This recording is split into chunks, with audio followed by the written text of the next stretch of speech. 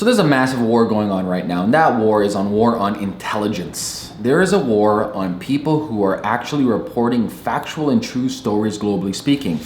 You don't have to go very far. Turn on any news channel, you'll see fake news this, fake news that. It's literally like these big media companies decided to go on an all-out war on alternative media channels.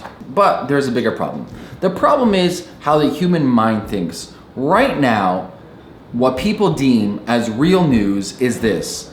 If it's first on the scene, if it has the most grotesque or most vibrant images, if it has a clickbait images, automatically people assume that that's real news. Whether you like it or not, subconsciously speaking, if it's first to be seen and heard, people will assume that's real news. And that's exactly what's going on. Viralness, clickbaitness, being the first on scene, regardless of if the actual story is factual, if they've done their journalistic work and dug in deep to see if they're actually telling you the truth. Now, the problem with this is because the nature of social media, everybody can become easily manipulated. So that's a big issue, and you can see it going on right now. Whether it's in the United States going back and forth between Hillary and Trump, and now the Russians are coming in. It was all the Russians' fault, always having scapegoats, or maybe stuff happening in Syria, stuff happening in Germany. Listen, there's always two sides to any single story.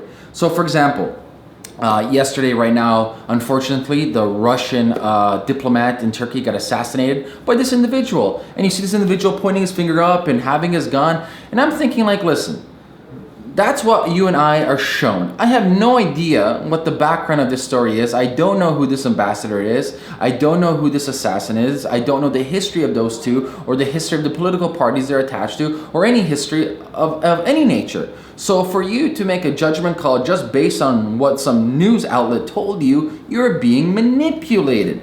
And this brings me to a point. We can't stop fake news. It's going to be really, really hard to figure out what is fake and what is real from an aesthetic point of view. And I mean by aesthetic, just us viewing it based on a headline, being a few paragraphs. That is aesthetic. That's not really diving in deep. So what we need to develop is a system of critical thinking. And I believe, if you guys haven't seen it, go see the documentary. I call it a documentary. Go see the documentary Idiocracy. I believe we're heading towards a time where people are becoming so dumbified and stupefied that no matter what they're told, seen, or heard, they view it as factual. They view it as factual.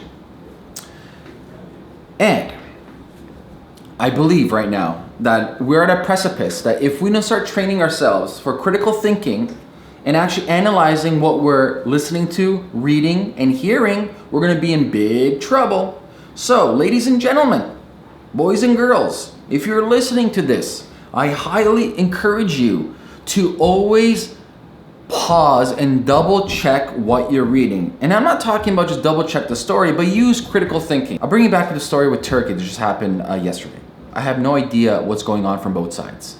I am not privy or savvy on the political paradigm that's happening between Turkey and Russia. I'm not privy to what's going on between the relationships between the two countries and the internal relationships. So, without me jumping to conclusions, just stating something, I'm going to spend my time and investigate this myself.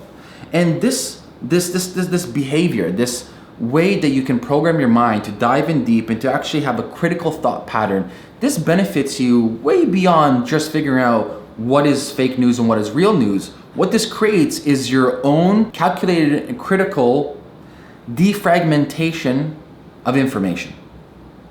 If you can defrag any piece of information and put it back together, that's wisdom. And that's really, really powerful. And I really, really hope that more and more people can come to this conclusion that we are being manipulated on such a grand scale that has never been done before. Man, if Hitler was alive today, he would be laughing like, oh, I wish I had this back in the day, because, literally at the palm of your hands, people are getting manipulated. And we really need to understand about the cognitive biases that are happening to us or being suppressed on us on a daily basis. So, ladies and gentlemen, boys and girls, stop falling for this fake news stuff, real news stuff. All of it, in my humble opinion, is people's opinions trying to manipulate you. It is up to you to use your critical thinking, to dive in deep, to pause and look at both sides of the story and do some investigative work and become smarter, as opposed to just regurgitating it or sharing it on our Facebook or Twitter and just saying, hey, look what happened, this must be true. And that's that. Use your brain.